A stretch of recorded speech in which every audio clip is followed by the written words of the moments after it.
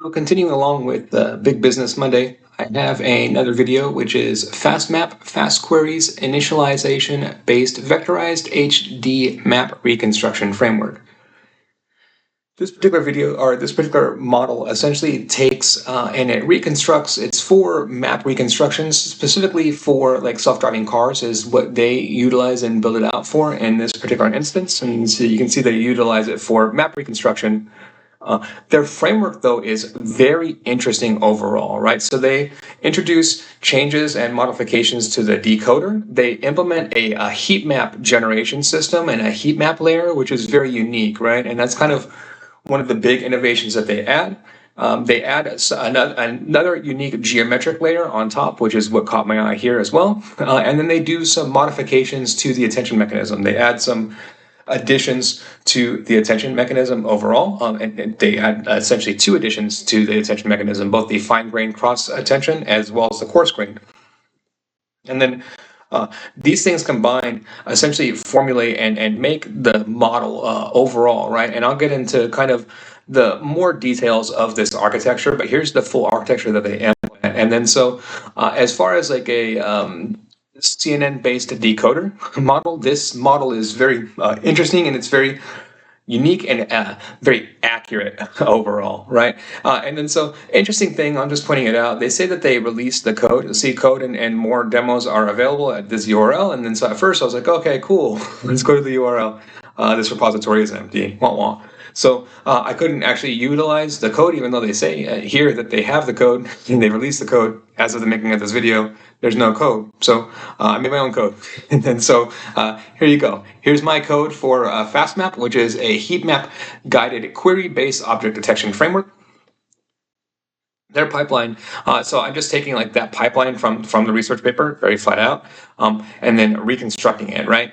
And then so very first thing I do is I just map out all of the individual features. Like I said, they make a lot of unique additions within this model. Like when you break it down, so first thing that they do is they have this backbone feature extractor, super cool. Then they make additions to the transformer. They call it the BEV transformer module. So they make their own additions there. They add all of this heat map guided generation. So like the heat map attention, the heat map mechanism to me is really cool overall. And then again, two changes to the attention mechanism, both on the coarse grain attention and the fine grain cross attention. And then you combine all of that, and then you get the model infrastructure. And then this is just simple. So very first test was here's the compressed version of this model infrastructure in a nutshell, if that's what you want to look at. And for me, engineering it helps, right? So okay, here's step one. Here's the basics of the model, and then let's actually build it out. Okay, so this is going to be far more complex because it's putting all of these actual individual frameworks and models into full action for the model here, right? And then so we have to do a lot of math. We have to create a synthetic data set.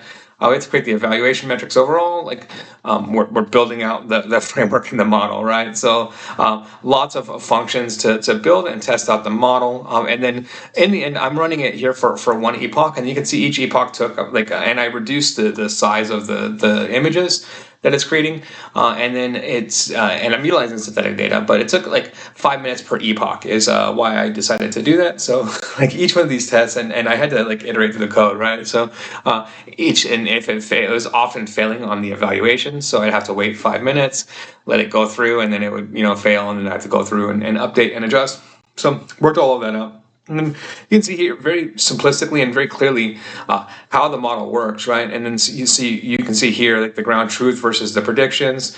This one is particularly telling, right? This is 7 in class 0, where it's actually able to detect, it's detecting that class 0, and it's making the prediction there. And then especially this one is very representative here. You can see it's also picking up that class 2, and then the clear differentiation between class 7 and 3, and then there's class 2 there. And then so super nice overall, right? And all of this is because of the heat map. If you've worked with CNN models and having them detect in different scenarios.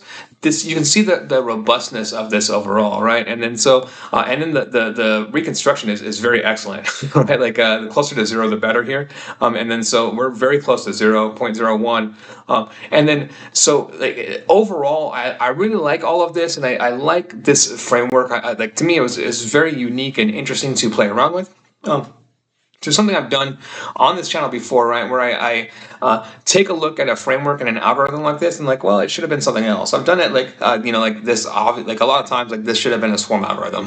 But in this instance, when I go through this in my engineer mind, this shouldn't have been a swarm algorithm, but this should have been a hypervector. So I create, and this is like kind of my unique addition based off of this framework overall. And then so I create the universal hypervector framework. And then so the universal hypervector framework reimagines object detection by transforming traditional feature-based predictions into a unified high-dimensional representation called a hypervector. So this framework aims to unify representation. You can encode all object attributes, so class, position, size, into a single high-dimensional vector per query. It leverages HDC overall, and it enables generalization. The point of this is like one hypervector to rule them all, kind of a concept, right? It allows you to essentially take your data and just easily upload it and store it in a way that would be very intuitive and safe for an AI model overall, right? And then utilizing their framework here, what I'm able to do within this is I put all of their additions, right? So like all of that, like those extra features, that heat map that they're putting in, those benefits to the attention mechanism. I'm building all of that extra layer of that projection layer. I'm literally building all of that out and then just putting it into hypervectors. Like when I look at this, they're creating vectors overall, right? The next step that they should do, and should have, in my opinion, should have done within this, is just turn those vectors into hypervectors, right? So I'm just creating essentially like I'm creating each one into 1024 dimensional hypervector, right?